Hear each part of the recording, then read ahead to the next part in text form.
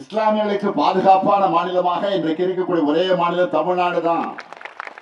அதுக்கு காரணம் Dravida Munnetra Kazhagam.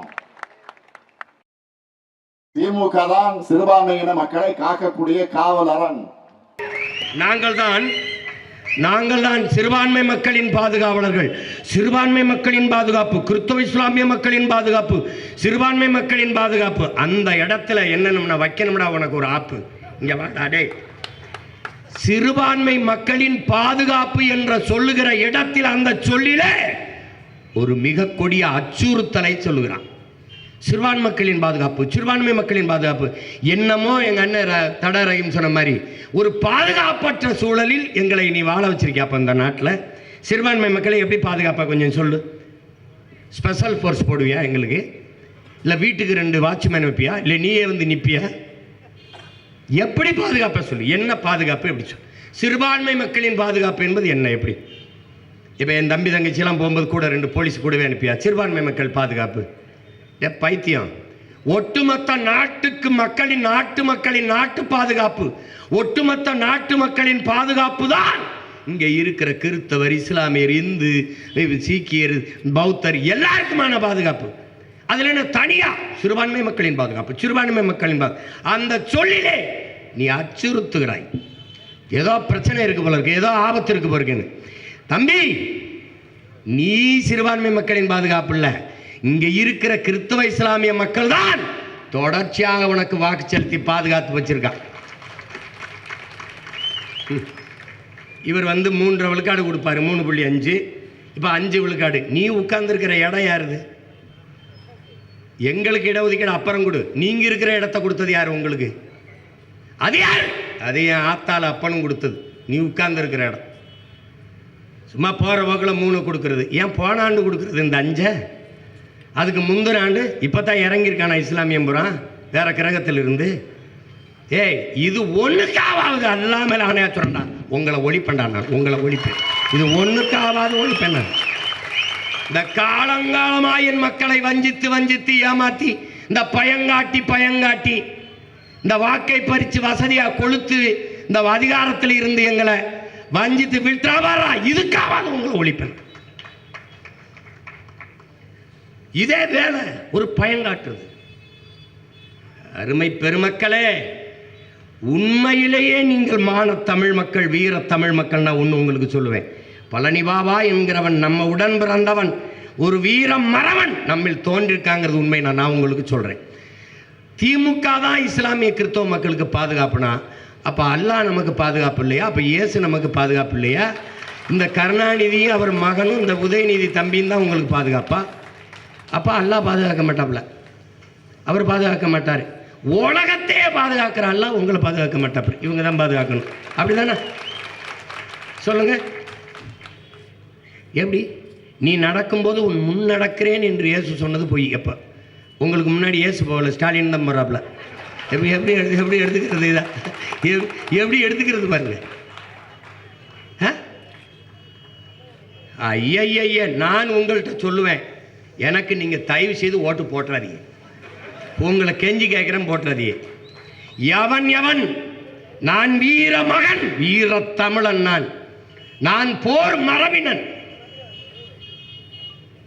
Charles Darwin சொல்றான், சர்வைவல் ஆஃப் ஃபிட்டஸ்ட், தகுதி உள்ளவை தப்பி பிழைக்குங்கிறான். தன்னை தற்காத்து கொள்ளக்கூட முடியாதவன் வாழ்வதில் அர்த்தம் இல்லைங்கிறான். நாங்கள் வீரர்கள், எங்களை நாங்கள் காத்துக்கொள்ள முடியும்.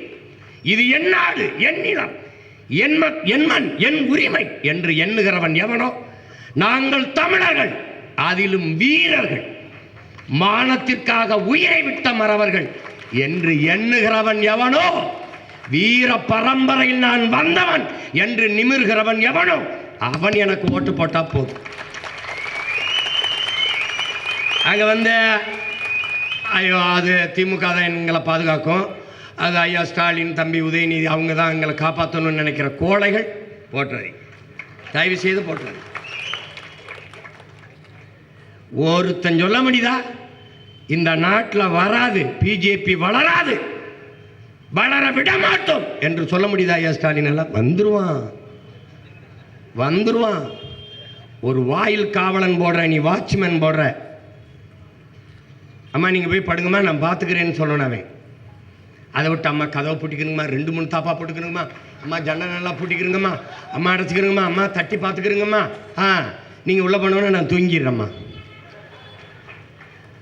கோழைகளை போய் அதிகாரத்தில் உட்கார வச்சு காலங்காலமாக இப்படி ஏமாந்து ஏமாந்து கேவலம் கேவலம். இது இன்னும் அவன் சொல்றதுக்கெல்லாம் நீ நம்பிக்கிட்டு இருக்கா சிறுபான்மைன்னு. ஒரு தடவை கூப்பிட்டு எப்படி சிறுபான்மை? சரி, நான் சிறுபான்மை இஸ்லாம், நான் சிறுபான்மை கிறிஸ்தவன், மதத்தின் பேரால் நான் சிறுபான்மை, நீ பெரும்பான்மை. எதன் பொருட்டு? எந்த அடிப்படையில் நீ பெரும்பான்மை? எந்த அடிப்படையில்? மதத்தின் அடிப்படையில். எந்த மதம்? இந்து மதம். அப்போது நீ மதவாதத்துக்கு எதிரானவன் என்று பேசியது எவ்வளவு பெரிய ஏமாற்று, எவ்வளவு பெரிய ஏமாற்று. இப்ப மதமாகத்தான் எங்களை பார்க்கிற, மனுஷனா கூட பார்க்கல. எப்படி கேவலம்.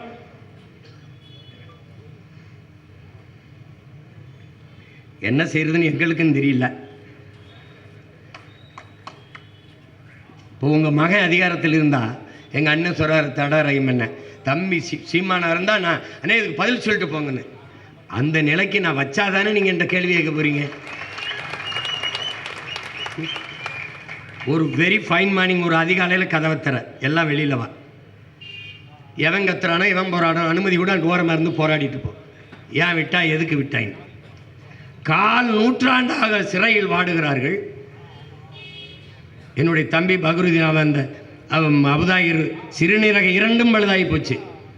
நான் போய் மருத்துவமனையில் பார்க்கும்போது என்கிட்ட சொல்கிறான் பாருங்க, அவனுக்கு பேச்சு வரலை. அப்போ கிட்ட போய் நான் கேட்குறேன், அவன் மருத்துவமனையில் இறந்துட்டாப்புல. அந்த உயிர் 2 சிறுநீரகமும் இயங்கலை, உடல் சுத்தமாக நலிவிட்டு போச்சு, மரணத்தை நெருங்கிட்டான். அப்போவாவது அவனை விடுதலை செஞ்சு வீட்டில் போய் அவன் உயிர் போகிறதுக்கு அனுமதிக்கலை. அவன் மவுத்து அங்கே நடக்கலை. இந்த கோரை உள்ளம் கொண்டவன் நல்லது செய்வான்னு நம்பிக்கிட்டு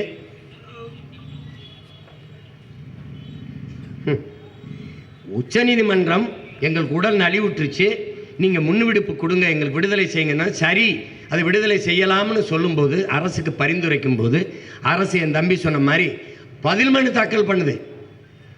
எந்த மனநிலையில் உள்ளே சென்றார்களோ அதே மனநிலையில் தான் இன்னும் இருக்கிறார்கள். வெளியில் வந்தால் இங்கே இருக்கிற இந்து மத தலைவர்களுக்கு உயிருக்கு ஆபத்து என்று யார் சொல்றா? இதே இஸ்லாமிய மக்கள், சிறுபான்மை மக்களின் பாதுகாவலர் அரசு தான் சொல்லுது. அவர்கள் உங்களை பாதுகாப்பு என்று சொன்னது சிறைக்குள் வைத்து 4 நூற்றாண்டாக பத்திரமா பாதுகாக்கிறோம். அவர்கள் விடுதலை என்பது செத்து நீங்க உயிர் போற விடுதலை இருக்குல்ல, அந்த விடுதலைத்தான் அவர்கள் சொல்கிறார்கள். என்றைக்கு நீங்கள் இதை புரிந்து கொண்டு இன்னைக்கு நம்ம மாறுறதுன்னு யோசிச்சு பாருங்க.